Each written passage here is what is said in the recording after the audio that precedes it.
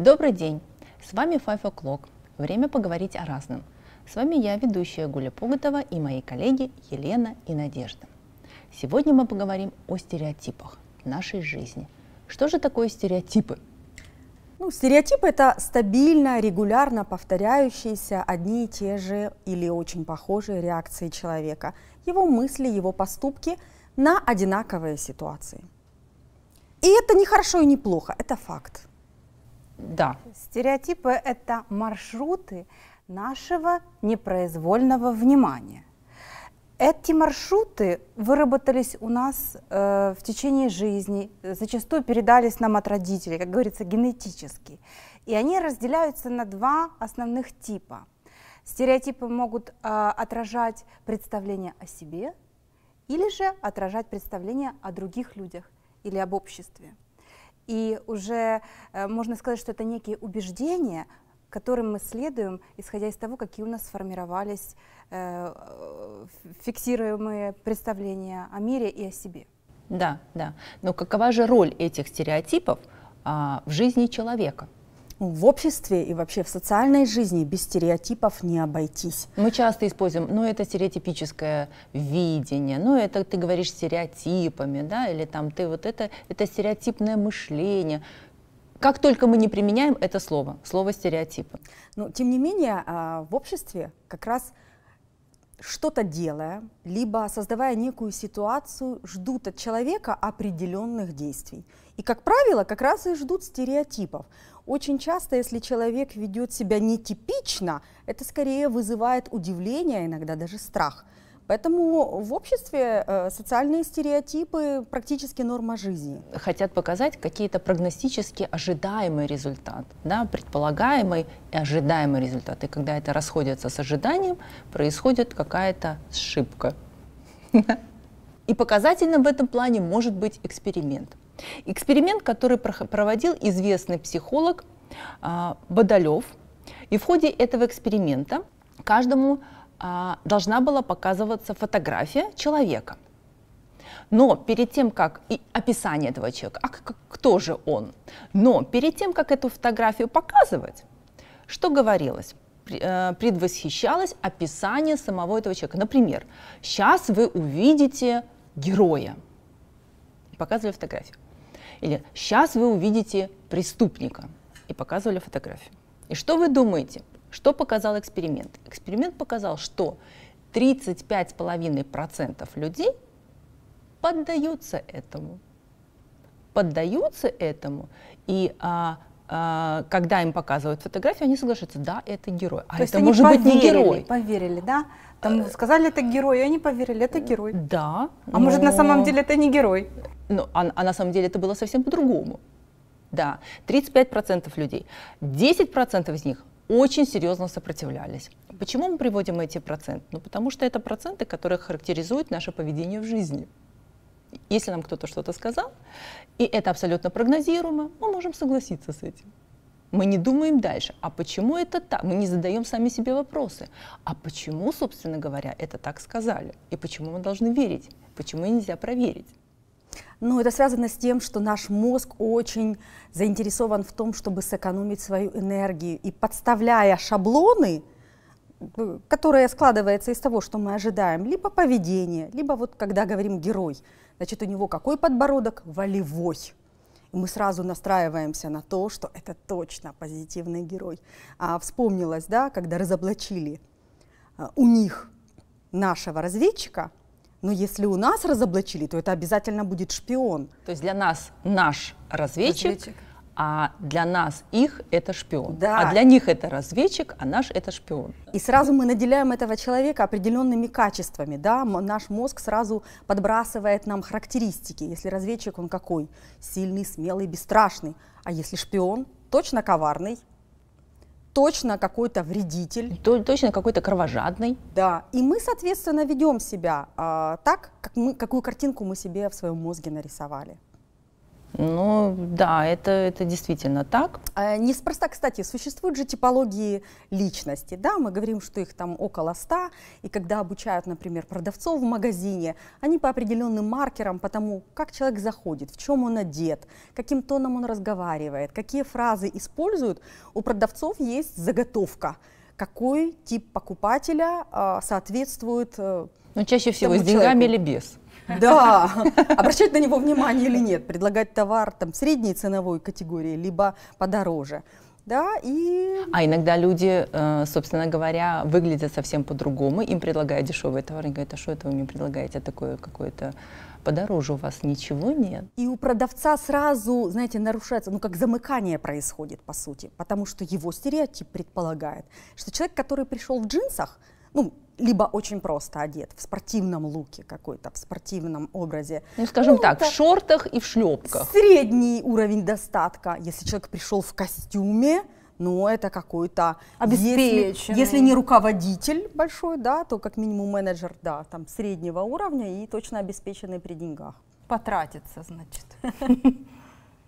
Так, а какие, собственно говоря, стереотипы, вот социальный стереотип Надежда уже озвучила, да, стереотипы стойкие зачастую передаются по наследству от поколения в поколение.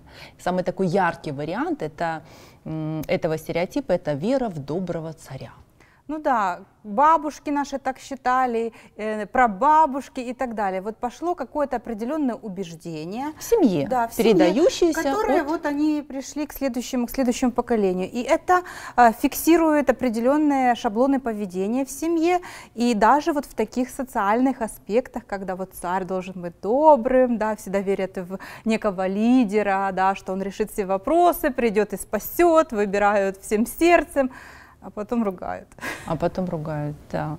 Ну, вообще, на самом деле, стереотипы используются во всех отраслях нашей жизни, во всех сферах нашей жизни. Чаще всего, это правильно Надежда сказала, в бизнесе очень часто распространены стереотипы, в коммерции очень часто распространены стереотипы. А я предлагаю все-таки рассмотреть некоторые примеры стереотипного поведения или стереотипного мышления более такое приближенное и понятное нам всем, что может быть более понятное, чем отношения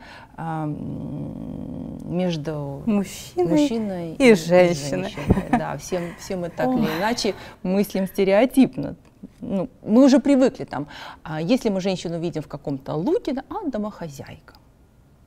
С детем, сидит в декрете. А если одела красивое платье, накрасилась, ну, наверняка у нее или свидание, или идет в театр. Ну, или кто-то появился. Какой-то воздыхатель. На самом деле все варианты хороши. На самом деле все это стереотипически, но на самом деле, если говорить уже совсем откровенно, в этом есть какая-то доля правды. Правды, да. Да, но, тем не менее, стереотипы не возникают на пустом месте. Они, как это, дым без огня не бывает. Что они подтверждаются постоянно. И самое интересное, что мы же вот тоже мыслим стереотипически в большей степени, и вот эти стереотипы выкорчевать с наших мозгов, с нашего сознания, подсознания очень сложно, если только не задаться такой специальной цели. Давайте все-таки рассмотрим отношения между мужчиной и женщиной, несколько примеров, ну, с десяточек возьмем. Как не попасть вот в эту ловушку стереотипов? И начнем мы с самого-самого, что ни на есть, простого. Внешность. Внешность главное. Или нет? Ну, встречают же по одежке. Да, встречают по одежке, да, и много мы внешности уделяем внимания. Если говорить о мужчинах, то среди женщин бытует такой стереотип, что мужчина должен быть чуть-чуть красивее обезьяны. Чем более он брутальный, неухоженный, такой грубоватый, некрасивый, тем, в общем-то, лучше, более качественный. А вот если мужчина... Небритость, вонючесть и еще что-то там можно... Мужик, значит мужик. А вот если с маникюрчиком, весь такой красавчик, Ботоксе. напомаженный, да, то, ой, задуматься можно, либо назвать его таким модным словом, как метросексуал, либо же, куда глядишь, еще и гомосексуалист, и Ну, наложить ярлык, в общем-то, на человека, который просто следит за собой. Между прочим, ну, в чем здесь, собственно говоря, Стереотип? стереотип? Ну, в том, что нормальный мужик Не может не пойдет в маникюрный кабинет.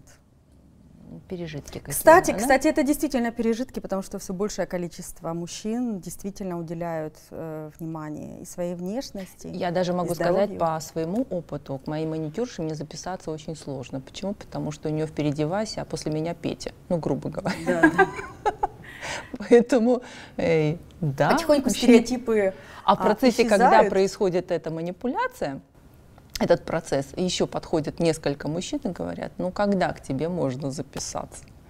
Ну, вот видите, вот как-то уход за своей внешностью, ухоженность, я бы сказала, да, входит в нашу жизнь все более мощно и мощно, активно, и это уже действительно стереотипы нас догоняют и захлестывают. Ну, я надеюсь, нас не догоняют. Ну, вот у меня друг, он пластический хирург, и он с большим вниманием следит за своими руками, потому что это его хлеб, да, приходят пациентки, которые хотят там красоту себе сделать, и вот с какими руками встречает их хирург, они смотрят на это, поэтому он очень много внимания, усилий прикладывает к тому, чтобы ногтики, пальчики, все было красиво, ну, это нормально, я считаю.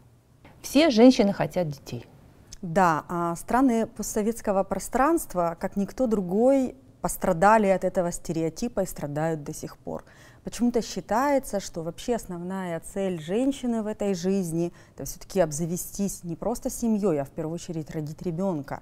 И даже бывает так, что девушка еще не определилась с выбором спутника жизни, она еще одна, либо просто незарегистрированные отношения, она не в браке, но окружающие ей неоднократно напоминают, что ты себе думаешь. Ты в первую очередь, ты роди хотя бы для себя. Надо же родить. Часы тикают, да. Смотри. И материнство. В нашей стране вот до сих пор женщина, у которой есть ребенок, независимо, она воспитывает одна, или в благополучной семье у нее все отлично, но статусно женщина с ребенком почему-то приобретает в глазах окружающих ну просто какой-то невероятный вес. Расскажу о себе. Не секрет, что у меня 3 детей. Уже не секрет. Как-то моя коллега, зная о 2 младших дочерях, не придавала особо этому значения, и как-то мы с ней очень поверхностно общались, особо никаких симпатий друг к другу не испытывали. И тут она случайно в ленте Фейсбука увидела о том, что я там пару лет назад провожала сына на 1-й курс института, и ее удивлению не было предела.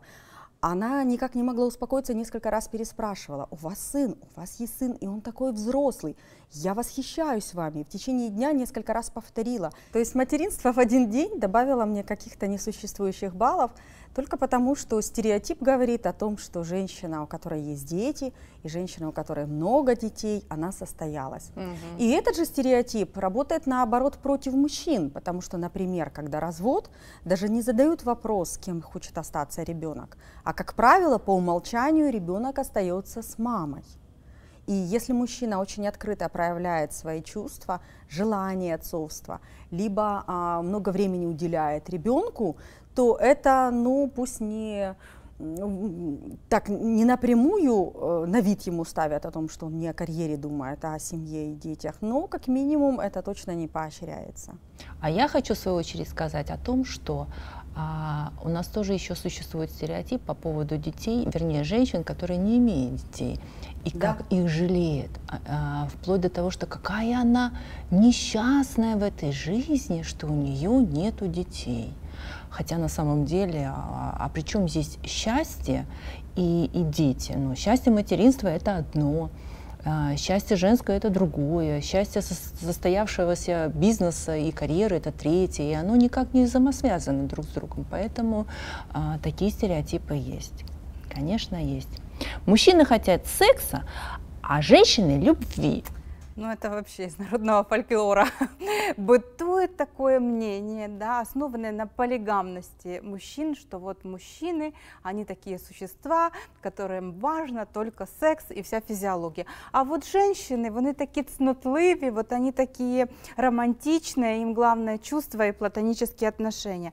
Но в современном мире, когда, ну, в общем-то, эти все такие устои сейчас совсем другие, женщина тоже имеет право выражать свою сексуальность и идти на отношения более смело.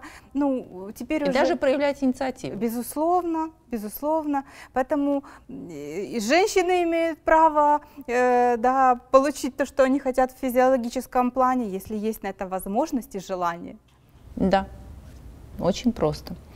Женщины говорят намеками, их нет зачастую означает да.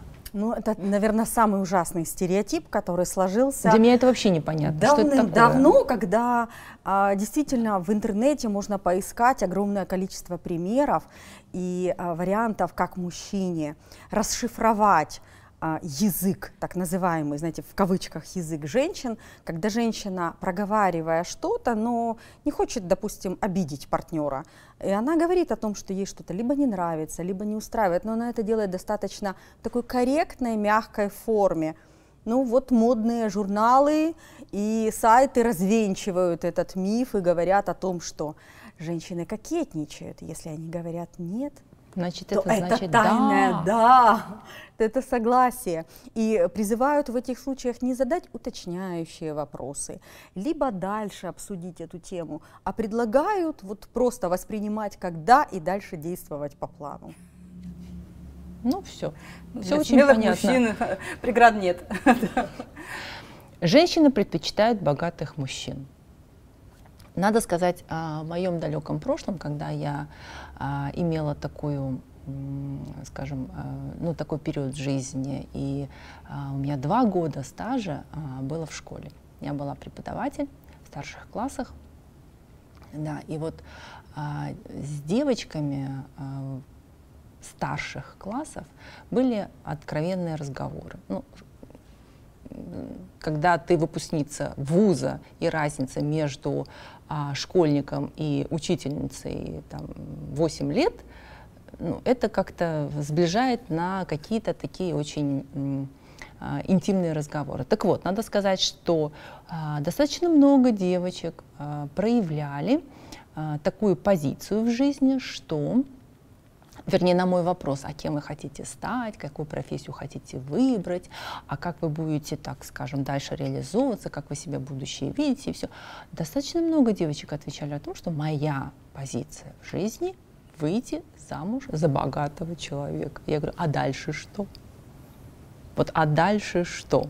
И дальше начинались у нас разговоры о том, что это может быть, да, вот кратковременный период, когда в ваших отношениях может быть все идеально, но все равно наступит то время, когда вы совершенно не будете соответствовать тем ожиданиям, которые предъявляет к вам достаточно состоятельный мужчина, потому что он может позволить все, а вы? А что вы в этой жизни будете из себя представлять? И мне кажется, за это время все-таки как-то пересмотрелось вот такое вот отношение молодых барышень к богатым мужчинам, хотя надо сказать, что на сегодняшний день такое и есть. Есть большое количество охотниц за кошельками, но нужно посмотреть, наверное, с другой стороны, да, когда есть же такая притча, когда женщина, вернее, мужчина ищет свою идеальную женщину. Ну, то отказывает, говорит, ты знаешь, вот ты мне не подходишь, потому что я ищу свою идеальную женщину. И как-то женщина ему говорит, слушай, а вот ты ее найдешь, а ты будешь уверен, что та идеальная женщина ищет именно тебя? Отлично.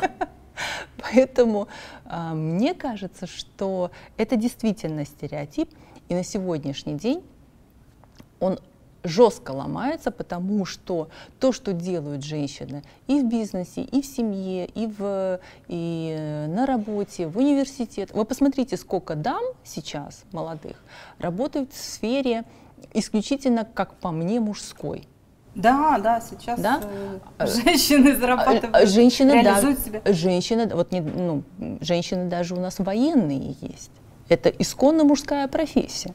Он в Америке глава Пентагона, женщина. Ну, да, да, да. Поэтому женщина хочет состояться. И поэтому, если действительно ей важно состояться и найти того человека, с кем она может состояться, то кошелек не на самом первом месте. Хотя, надо сказать честно, откровенно, с ним как-то спокойнее.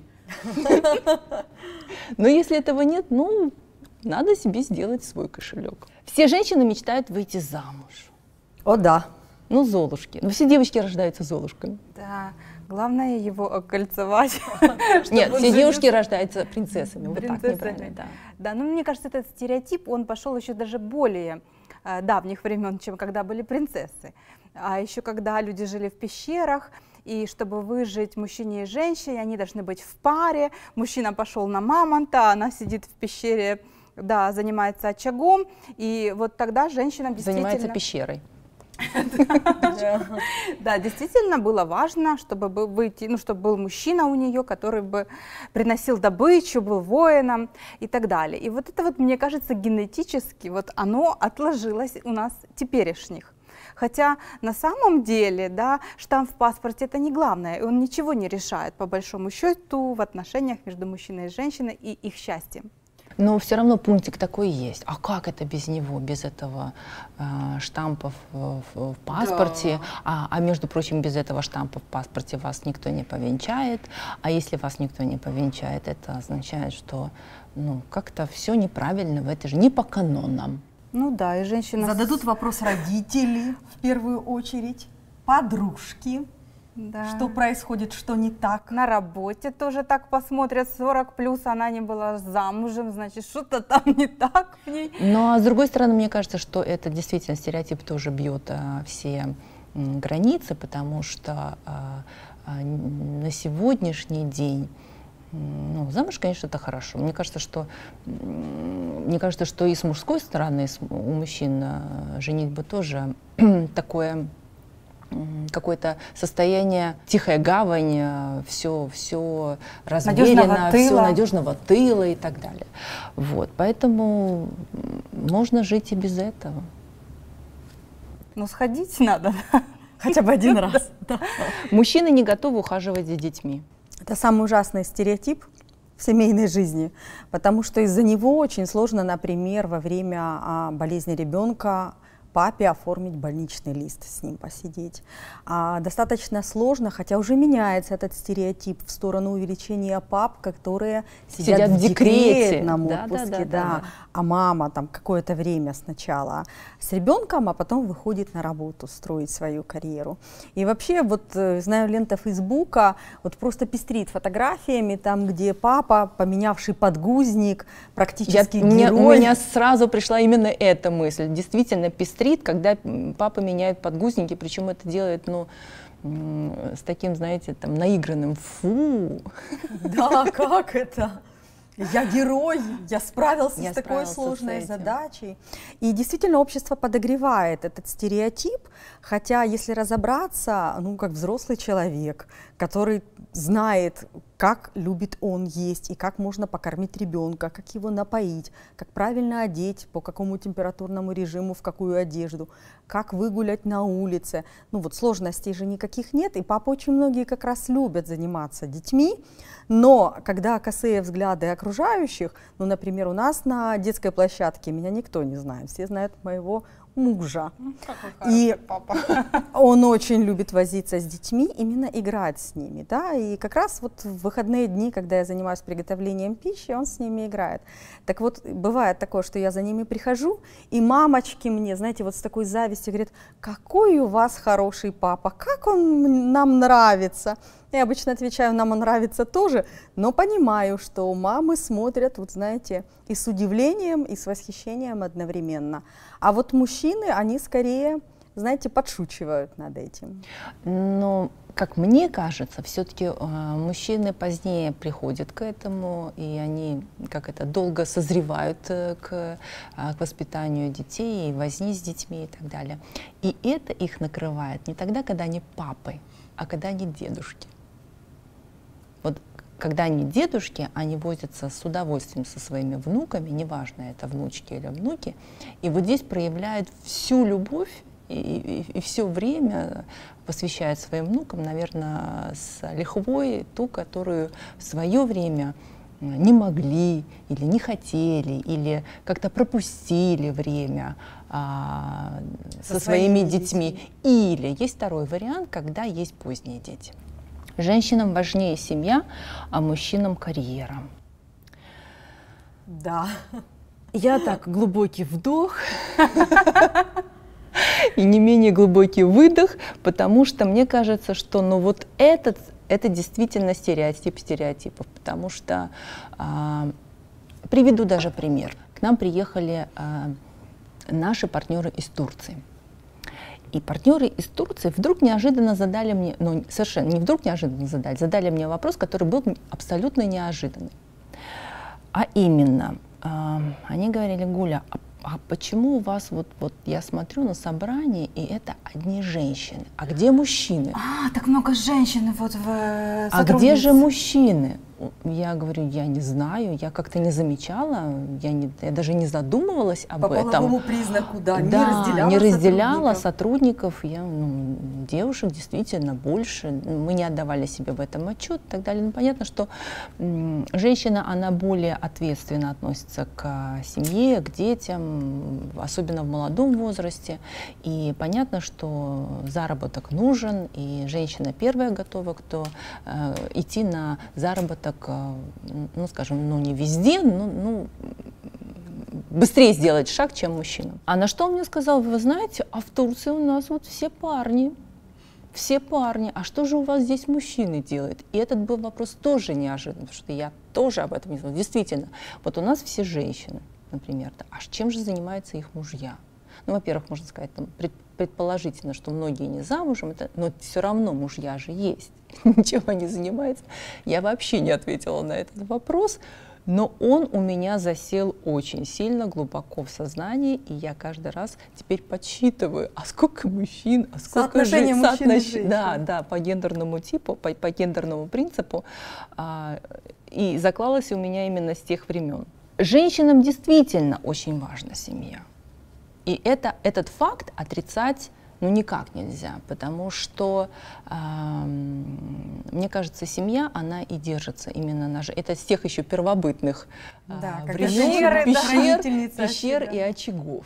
И все-таки действительно мужчина нацелен на то, чтобы зарабатывать. Но зарабатывать для чего? Опять-таки для того, чтобы это все в семью.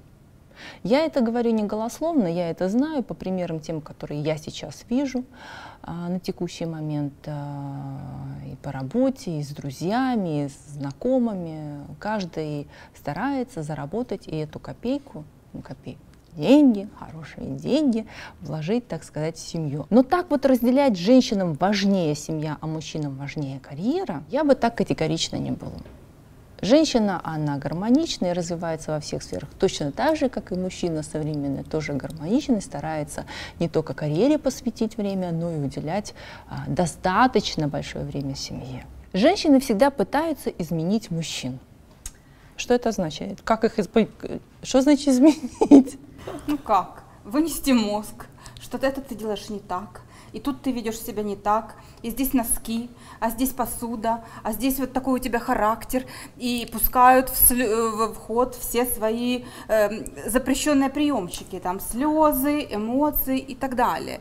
И фактически этот стереотип дал женщине некую индульгенцию. Да, или наоборот, посмотри на того, у Таньки такой-то, а у Соньки такой-то, и все там у них прекрасно, а у нас все не прекрасно. Ты должен то, и ты должен это. Вот. А на самом-то деле поменять другого человека невозможно. Женщина может изменить себя, и тогда мужчина может захотеть поменяться для нее. Да? И получается, что этот стереотип, он разбивается о камни современной психологии. Не, на самом деле никто меняться не будет, это будет временная ситуация, потом все вернется на круги свои. Есть хорошая украинская пословица: «Бачили очи». Що купували. Точно. И продолжение. Ешьте, да. Мужчина рациональный, женщина эмоциональный. Ну, этот стереотип, конечно, может быть, и имеет под собой какое-то основание, с учетом того, что, да, действительно, женщины более творческие, а мы знаем, что за творчество отвечает правое полушарие. Мужчины действительно больше настроены на результаты, на действия, и в этом задействуют логику. Но говорить о том, что мужчины совершенно не эмоциональны, это неправильно. И когда мальчиков в детстве воспитывают, исходя из стереотипа «не плачь, ты не девчонка, мужчины не плачут», то тем самым с самого детства закладывают то, чтобы он подавлял в себе свои чувства. И если разобраться, то и эмоции, и логика присутствуют у обоих полов, просто немного в разном соотношении. Ну что, тогда подведем итог. То, как люди мыслят, в конечном итоге влияет на то, как люди поступают. Поэтому, используя стереотипы во благо или негативные стереотипы отвергая, в современном мире играет большую роль. Поэтому будьте заботливы к себе и внимательны к другим.